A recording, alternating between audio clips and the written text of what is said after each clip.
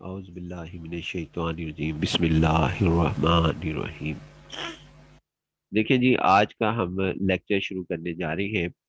ये lecture actual है application of integrations का, और पेज हमारा 833 है, और एक्सरसाइज है 8.1 हमारे पास। इसके अंदर ये है कि मार्जिनल रेवेन्यू आपके पास कहा गया है कि मार्जिनल रेवेन्यू के साथ आप डिस्कस करेंगे। मार्जिनल रेवेन्यू आपके पास क्या चीज़ है? मार्जिनल रेवेन्यू में आपके पास क्या कहते हैं, इसको हम एम आर से भी डिनोट करते हैं। एम आर का मतलब हमारे पास ये है, जहाँ कहीं भी एम आर लिखा हुआ होगा हम इसको ये कहेंगे कि जी ये आपके पास टोटल, यानी D R over d x लिखा हुआ है, यानी रेट ऑफ, आपके पास क्या कहते हैं यहाँ पर, रेट ऑफ, यानी ये एम आर आपके पास जो है वो वहाँ पर मौजूद है। एम आर का मतलब आपके पास ये लिया जाएगा, हमेशा याद रखना कि एम आर का मतलब है d R over d x, यानी rate of change of revenue with respect to the number of units sold. यहाँ पे जो है वो लफ्ज इस्तेमाल हुआ है, number of units sold. X जो है वो आपके पास इक्वल लिखा गया है कि ये हमारे पास क्या कहते हैं, एक्स जो है वो इसका मुराद जिनसे नंबर ऑफ यूनिट्स हमारे पास ली जाएगी, यानी नंबर ऑफ यूनिट्स जो सोल्ड सोल्ड हो गए हमारे पास। तो बहरहाल ये हमारे पास है। जब भी आपके पास क्या कहते हैं यहाँ पर डी आर एम आर लिखा जाएगा तो इसका मतलब होगा कि D R over d x. अगर यहाँ पर क्यू होता, ये रिप्रेजेंट, तो फिर डी आर डी क्यू हो जाता अगर ये यहाँ पर क्यू होता। फिलहाल नहीं है जी हमारे पास। एम आर से मुराद हमारे पास क्या कहते हैं, rate of change of revenue with respect to number of units हमारे पास लिखा जाएगा। अब हम आते हैं जी कि ये मतलब ये कि एक यूनिट जब आप बेचते हैं, फरोख्त करते हैं, तो आप कितने पैसे कमा लेते हैं। मिसाल के तौर पर मैं कहता हूँ जी आप 12 रुपीज़ कमा लेते हैं।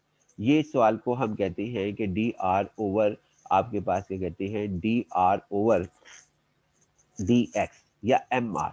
कि जी अगर मैं ये सवाल दोबारा मैं बताता हूँ कि अगर ये सवाल पूछा जाए कि आप एक प्रोडक्ट है उसके ऊपर उसको एक यूनिट उसका जब बेचते हैं तो कितने पैसे कमाते हैं, इस सवाल का जवाब में वो आदमी जवाब देगा कि जी मैं 2 रुपए कमाता हूँ। तो जब वो 2 रुपए कहते हैं तो इसको हम कहते हैं मार्जिनल रेवेन्यू, क्योंकि वो हर प्रोडक्ट पे 2 रुपए कमा रहा है। हर यानी 2 रुपए कमा रहा है। अगर 10 प्रोडक्ट्स उसके पास हैं उसी तरह की, तो वो 20 रुपए कमाएगा। तो इसको हम कहते हैं मार्जिनल, आपके पास क्या कहते हैं, रेवेन्यू, जिसको हम D R over D S का नाम जो है वो हम यहाँ पर देते हैं। अब हम आगे चलते हैं जी इसके अंदर, इस सवाल के अंदर, कि आपके पास क्या कहते हैं, ये मार्जिनल, ये इक्वेशन आपके पास लिखी हुई है। यानी ये कौन सी इक्वेशन लिखी हुई, ये इक्वेशन जो है वो आपके पास लिखी हुई है। ये हमारे पास ये इक्वेशन लिखी हुई है, और इसके साथ एक कंडीशन दी हुई है। आपने जो मालूम करना है वो टोटल रेवेन्यू मालूम करना है, determine the total revenue function. सबसे पहले तो हम ये मालूम करेंगे, क्योंकि हमें ये मालूम है कि ये जो एम आर है, ये हमारे पास क्या कहते हैं, M R d R over d x के, d R over d x के बराबर है। तो हम पहले तो इसको हमने यहाँ पर लिख लिया इसे, यानी पहले हमने जो है इसको लिख लिया।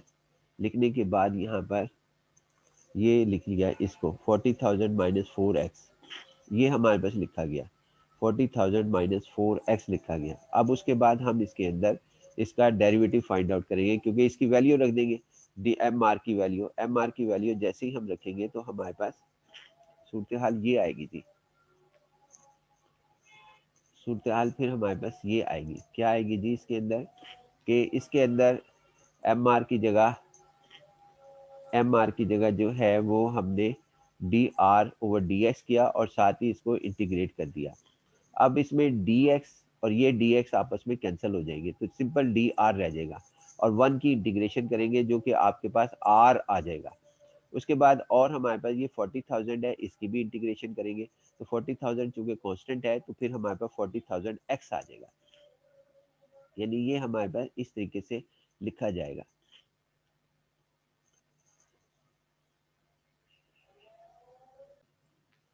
हमने यहाँ पर एम आर की वैल्यू रख ली, जो कि हमने यहाँ पर ये रखी हुई। हमने बताया है कि यहाँ पे एम आर जो है d R over d x के इक्वलेंट होता है। ये हमने बात जो सी है वो बताई है यहाँ पर।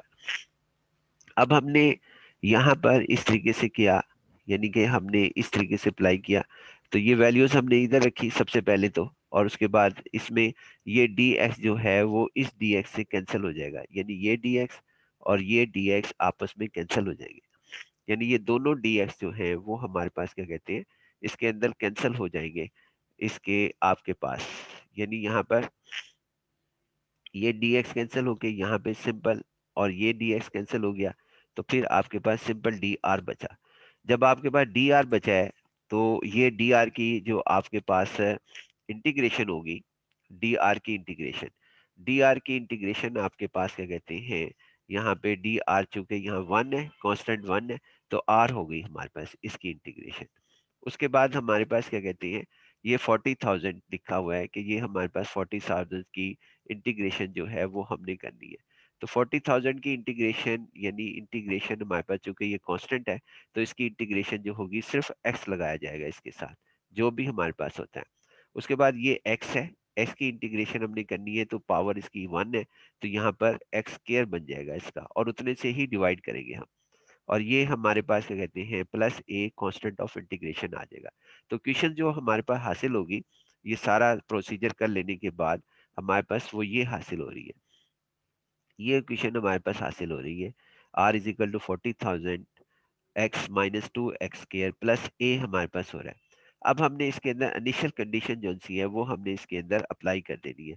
अप्लाई क्या है, इन्होंने खुद कंडीशन दी है, वरना इसका नाम हमारे पास क्या कहते हैं, यानी ये जो क्वेश्चन हमारे पास लिखी गई है, इस क्वेश्चन का नाम हमारे पास ये है family of the revenue, family of the revenue which depends upon the number of units sold। x का नाम हमारे पास ये है, और फिर दोबारा यहाँ पे x स्केयर आ गया, तो इट मीन्स कि ये पैराबोला आ गया, और पैराबोला की डिस्कशन इंशाल्लाह हम करेंगे आपके साथ कि इसके ग्राफ के अंदर, कि इसका ग्राफ को हम किस तरह पढ़ते हैं। आगे आते हैं जी, यहाँ तक इसका जवाब आ गया। अब हमारा टारगेट ये रह गया कि किसी तरह इस ए की वैल्यू जो है वो हम फाइंड आउट करें, और वो वैल्यू इसने चूंकि हमें चांस दी है, ताकि ये फैमिली ऑफ द जो है रेवेन्यू ना करार दिया जाए। हम सिंपल एक स्पेसिफिक सिनेरियो में डिस्कस करना चाहते हैं। जब तक ये ए मौजूद है उस वक्त तक इसका नाम फैमिली ऑफ द रेवेन्यू है, family of the revenue function है। अब फिलहाल हम यहाँ पे इसको खत्म कर रहे हैं, तो देखते हैं जी हमारे पास है इसके अंदर किस तरीके से इसको आगे बढ़ते हैं। यहाँ पर आगे बढ़ने के बाद हमारे पास ये आ गया कि इसके अंदर कंडीशन जो सी ने सवाल के अंदर दी हुई है। क्या कंडीशन है जी सवाल के अंदर हमारे पास, सवाल के अंदर ये दिया हुआ है, ये जो आपके पास यहाँ पे सवाल के अंदर मौजूद है कि जी आप इस तरह काम करेंगे कि इफ की कंडीशन है, इफ का मतलब है ये है कि ये गिवन है, और उसके बाद हमारे पास क्या कहते हैं टोटल रेवेन्यू, आगे ये लिखा हुआ है टोटल रेवेन्यू, कि टोटल रेवेन्यू अगर इक्वल हो जाए, किसके इक्वल हो जाए जी, जीरो के। ये क्वेश्चन में गिवन है कि आर की वैल्यू हमारे पास जीरो हो, व्हेन कब, जब नो यूनिट्स का मतलब भी जीरो है, नो यूनिट्स का मतलब भी हमारे पास जीरो है। नो रेवेन्यू लिख दे, नो टोटल रेवेन्यू तब भी जीरो, मतलब आर की वैल्यू जीरो। अब ये नो यूनिट्स लिखा है तो इसको हम एक्स कहते हैं, तो एक्स हमारे पास क्या कहते हैं यहाँ पर जीरो है, आर भी जीरो एक्स भी जीरो। फिर वो कहता है कि अब ये बताएं कि टोटल रेवेन्यू फंक्शन क्या होगा हमारे पास फॉर दिस प्रोडक्ट। तो देखते हैं जी हमारे पास क्या होता है जी, इसके अंदर हम दोबारा आर की वैल्यू जीरो और एक्स की वैल्यू जीरो रखकर हम सवाल हल करते हैं। देखिए ये हमारे पास वही बात यहाँ पर हमने लिखी है कि जी आप इसके अंदर यहाँ पर नो यूनिट्स आर सोल्ड, इसका मतलब एक्स को जीरो पुट कर दो, और रेवेन्यू उसे गिवन है कि आर को भी जीरो रखो। क्वेश्चन के अंदर अभी हमने लिखा है total revenue is equal to zero, तो इसका मतलब ये वैल्यू एक्स की वैल्यू जीरो रखी, यहाँ पर एक्स की वैल्यू जीरो, और आर की वैल्यू हमने जो है यहाँ से आर की वैल्यू इधर रखी जीरो, ये जीरो हमने रख दी यहाँ पर एक्स की, और उसके बाद क्या कहते हैं एक्स की वैल्यू हमने इधर सब्स्टिट्यूट कर दी, एक इधर रख दी एक इधर रख दी, तो ये आंसर आ गया हमारे पास। तो उसके बाद इसकी ये भी जीरो, आर भी जीरो हमारे पास, और ये जीरो से मल्टीप्लाई होगा, ये भी जीरो हो जाएगा, ये भी जीरो हो जाएगा, तो ए जो वैल्यू होगी वो ए इज इक्वल टू जीरो आएगी आपके पास, जिसको हमने कांस्टेंट कहा। कि यहाँ पे कांस्टेंट जो है वो जीरो है, इसका रोल ही नहीं है दूसरे लफ्जों में। यानी कि जब आप इसका मफहूम एक लिया जा सकता है, इसकी इंटरप्रिटेशन, वो क्या इंटरप्रिटेशन है आप जरूर लिखना। वो इंटरप्रिटेशन ये है कि जब हम नंबर ऑफ यूनिट्स सोल्ड करते हैं और उसके अगेंस्ट रेवेन्यू हमारे पास इकट्ठा होता है, उस वक्त कोई खर्चा एक्स्ट्रा नहीं होता। ये इसकी इंटरप्रिटेशन है। फिर दोबारा बता देता हूँ कि जब हम नंबर ऑफ यूनिट्स यानी कोई प्रोडक्ट को फरोख्त करते हैं, चाहे वो पेन हो, शर्ट्स हो, या आपके पास कोई भी गारमेंट्स हो, या कुछ चीज भी जब हम फरोख्त करते हैं, मिसाल के तौर 2 रुपए की बेच रहे हैं हम एक शर्ट, तो 10 शर्ट बेची 20 रुपए की, तो वो जब बेची है तो उसके ऊपर जो रेवेन्यू इकट्ठा हुआ उसके अलावा कोई और खर्चा उसके अंदर नहीं आएगा। यानी ए इज इक्वल टू जीरो हमारे पास ये है। यानी क्या मतलब, मैं फिर इसकी मिसाल देने के लिए, मिसाल के तौर 20 शर्ट बेची 2 रुपए के लिहाज से और 40 रुपए इकट्ठे हुए आपके पास। 20 शर्ट बेची 2 रुपए के लिहाज से, 40 रुपए इकट्ठे रेवेन्यू आपके पास हुआ। यानी 20 प्रोडक्ट्स बेचे और रेवेन्यू जो है वो आपने, अगर तो आपने दुकान के अंदर ही कस्टमर को दे दिया तो ये 40 रुपीज है। लेकिन अगर ये 20 शर्ट्स आपने जो है यहाँ से अपनी शॉप से अपने किसी दूसरी शहर के अंदर भिजवानी हो, तो आपके पास क्या कहते हैं इसके ऊपर कॉस्ट आएगी, और वो कॉस्ट जो सी है वो आपको देनी पड़ेगी, क्योंकि आपने रेवेन्यू लेना है। आप ये तो नहीं कह सकते कि मैं इस ऑर्डर को कैंसिल करता हूँ, आपने कहना है मैंने रेवेन्यू लेना है, तो इस वक्त जो सा होगा वो रेवेन्यू ए की वैल्यू कुछ आएगी, ये कॉस्ट आएगी, यानी यहाँ पर कि ये एक्स्ट्रा चीज हमारे पास आएगी। लिहाजा इसको हम इस तरह भी मेंशन कर सकते हैं, शायद इसके अलावा भी इंटरप्रिटेशन हो। मैंने तो रेवेन्यू के लिहाज से इसको डिस्कस किया।